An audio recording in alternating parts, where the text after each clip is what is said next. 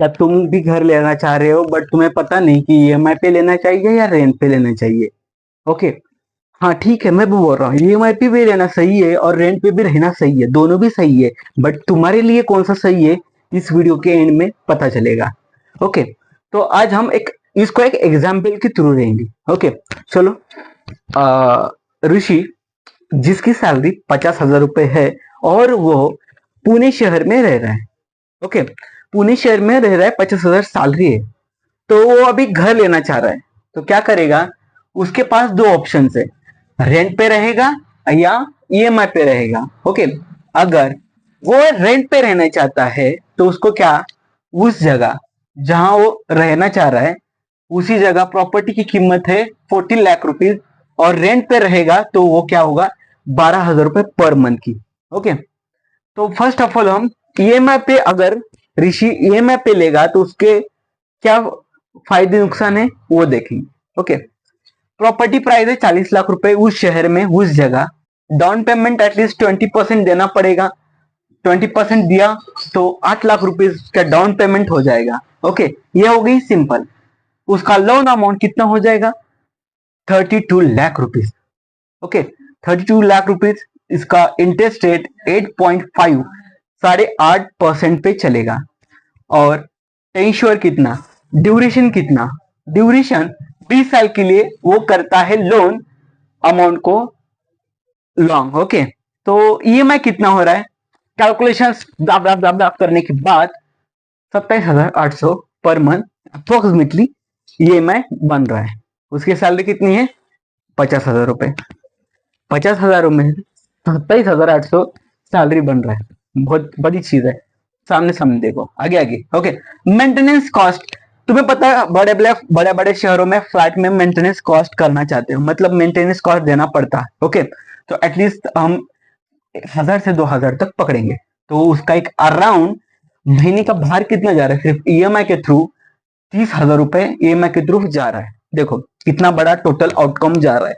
उसकी सैलरी कितनी है भाई, कितनी है सैलरी, 50,000 रुपए।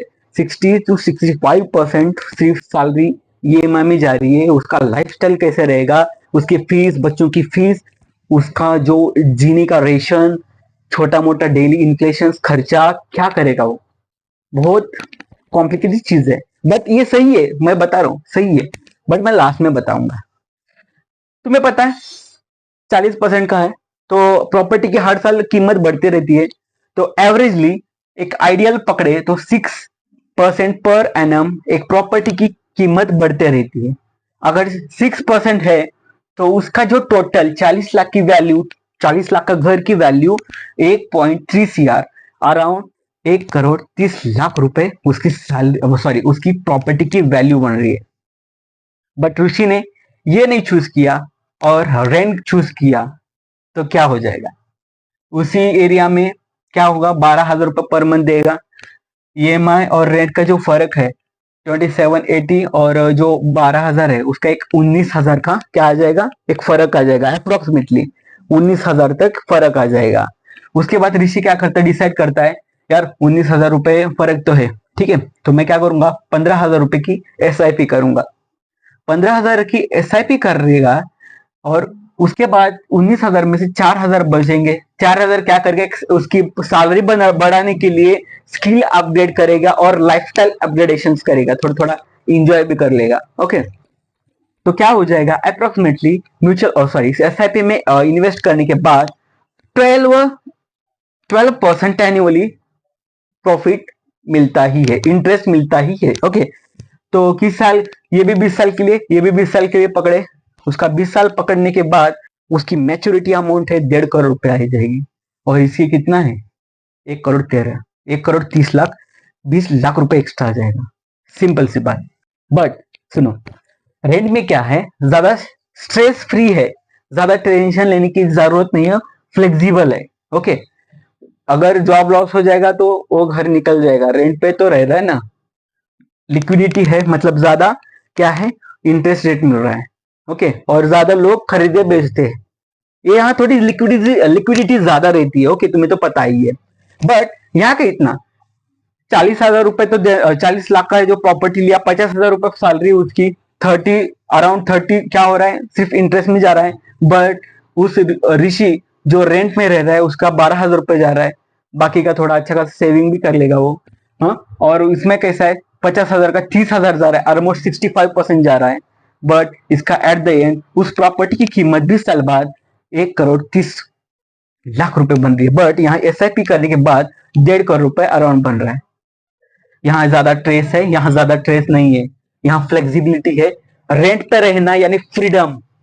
अगर तुम EMI में लॉक हो जाओगे, हाँ ठीक है, मैं बोल रहा हूँ वेल्थ क्रिएशन हो जाएगा, तुम्हारी प्रॉपर्टी बन जाएगी, तुम्हारी जो बच्चे वगैरह फ्यूचर में उस प्रॉपर्टी का यूज कर पाएंगे। बट स्ट्रेस बहुत ज्यादा रहता है। तो आप आते हैं फाइनल बात पे, जिसके लिए तुम यहाँ रुके हो, तुम्हारे लिए कौन सा अच्छा है।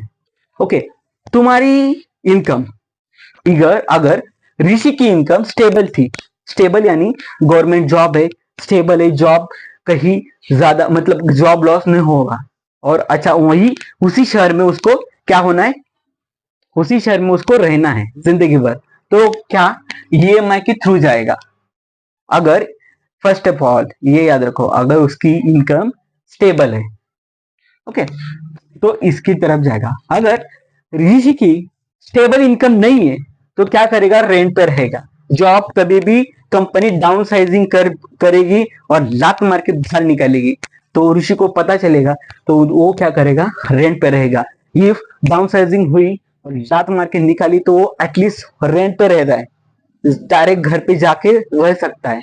और उसको उस जगह जहां वो जॉब कर रहा है उस जगह उसका इंटेंशन नहीं है कि यही प्लान करके रहना है, उसका इंटेंशन अलग भी हो सकता है, पैसे कमाऊंगा और मेरे गांव जाके छोटा मोटा बिजनेस डालूंगा, ये भी होता है इंटेंशन। तो तुम डायरेक्ट रेंट पे जाओ, ज्यादा टेंशन नहीं है। 12,000, बट ये बंदा क्या कर रहा है, 30,000 रुपए दे रहा है मंथली EMI, बट ये 12,000 रुपए रेंट में दे रहा है, टेंशन फ्री, और थोड़ा बचता है, वो सेविंग भी होती है।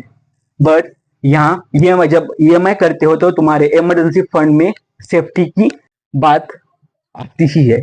सेफ्टी मतलब इमरजेंसी फंड भी कलेक्ट नहीं कर पाओगे, बट यहाँ इमरजेंसी फंड कलेक्ट कर पाओगे। अगर डाउन साइजिंग होने के बाद भी तुम 6 महीने तक कैसे भी आराम से उस शहर में रहोगे, क्योंकि तुम्हें पता है इमरजेंसी फंड क्या है। अगर तुम्हें पता नहीं है तो पिछली वीडियो जाके देखो, वहां पूरा इलोबरेट एक्सप्लेनेशन किया हूं। ओके, तो तुम्हारे लिए कौन सा है, EMI या रेंट। मैं जो पैरामीटर्स दिया हूं, तुम किस पैरामीटर में बैठते हो। अगर तुम EMI में बैठते हो तो रेड हार्ट भेजो, अगर तुम रेंट में बैठते हो तो ग्रीन हार्ट भेजो। तो चलो मिलते हैं ऐसी तगड़ी वीडियो लेके कल के लिए, तब तक के लिए जय हिंद, जय फाइनेंस।